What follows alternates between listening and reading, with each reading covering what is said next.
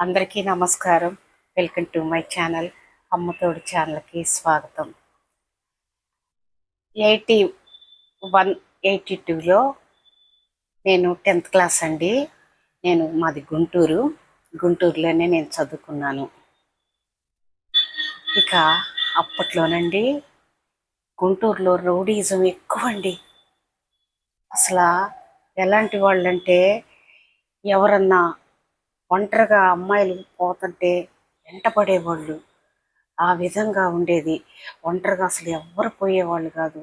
మా ఇంటికి 3 ఇళ్ళు తర్వాత ఒక ఇల్లు ఉండేదండి. ఆ ఇంట్లో ఒక అమ్మాయి చాలా అందంగా ఉండేది. కానీ మేనమామకి ఇచ్చి పెళ్లి చేశారు. ఆస్తి కోసం, ఆస్తి పోకుండా ఉండాలని. అతను చాలా అమాయకుడు అనమాట. అలాంటి ఆయనకి ఇచ్చి పెళ్లి చేశారు ఆ అమ్మాయిని. ఈ అమ్మాయి మీద ఈ రౌడీల కన్ను పడింది. చాలా అందంగా ఉంటుంది.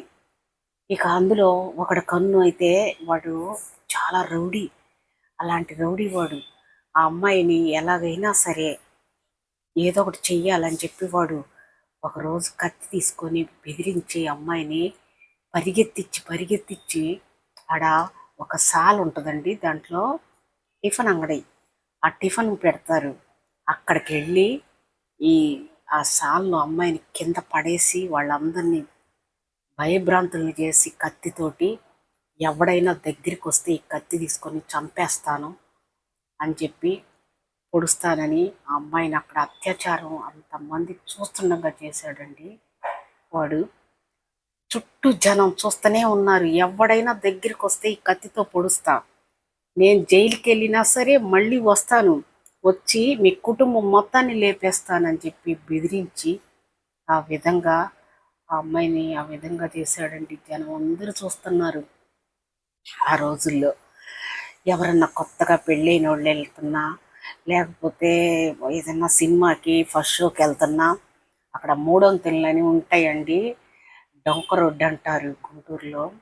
అక్కడ కూర్చుంటారండి రౌడీ వాళ్ళందరూ. అప్పట్లో ఎవరన్నా వెళ్తుంటే ఇది నా భార్య, నీ భార్య కాదురా అని చెప్పి భార్య ముందే భర్తని చితక్కొట్టి ఆ అమ్మాయిని తీసుకొని వెళ్ళి పాడు చేసి తర్వాత వదిలేసేవాళ్ళు. ఆ విధంగా అప్పట్లో గుంటూరు రౌడీయిజం ఎక్కువ ఉండేదండి. ఎవరు ఏది చేసినా పట్టించుకునేవాళ్ళు కాదు. ఏదన్నా నడి రోడ్డు మీద చంపేస్తున్నా పట్టించుకునే వాళ్ళే కాదు. అప్పుడెప్పుడో చిన్నప్పుడు చూశాను.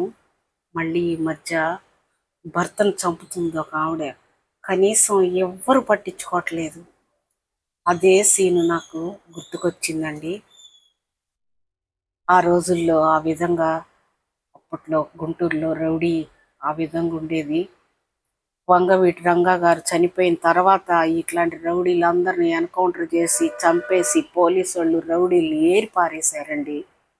అప్పుడు ప్రజలందరూ నిశ్చింతంగా ఉన్నారు. అంతకు ముందైతే చాలా భయపడేవాళ్ళు. స్కూల్కి వెళ్ళాలన్నా మా నాన్న వచ్చేవాడు. ప్రతి ఆడపిల్లకి ఎవరో ఒకళ్ళు తోడు వెళ్ళాల్సిందే, తీసుకురావటం తీసుకుపోవటం అలాగుండేదండి. అప్పుడు అంత భయభ్రాంతులుగా ఉండేవాళ్ళు ప్రజలందరూ. తర్వాత వాళ్ళందరూ చనిపోయినారు. ప్రశాంతమైన వాతావరణం గుంటూరు. మంచి కాలేజీలు, మంచి చదువులు. ఇప్పుడు చాలా బాగుంది. ఆ రౌడీలందరూ నా చిన్నప్పుడు ఉన్నారండి. ఈ మధ్య ఇది చూస్తే నడి రోడ్డు మీద భర్తని చంపేస్తుంటే అసలు నిజంగా భయంకరమైన సిట్యువేషన్ అండి అది. ఎంతమంది చూస్తున్నా కూడా ఎవరు దగ్గరికి పోలేదు. అది తప్పో ఒప్పో తెలీదు, కానీ ఒక మనిషిని చంపేది మాత్రం చాలా హృదయ విదారకంగా ఉంది. నాకు అది గుర్తుకొచ్చిందండి. గుర్తుకొచ్చి మీకు చెప్పాలనిపించింది. అలాంటి రౌడీయిజాన్ని తరిమి కొట్టారు అప్పట్లో పోలీసులు. చాలా బాధగా ఉందండి ఆ సిట్యువేషన్ చూసి. ఆడవాళ్ళంటే సున్నితంగా ఉంటారు. మరి ఆవిడకి ఏమి బాధ వచ్చిందో అలా చేయటం కరెక్ట్గా లేదని నాకు అనిపిస్తుంది. అందరికీ నమస్కారం. సబ్స్క్రైబ్ చేయండి, లైక్ చేయండి.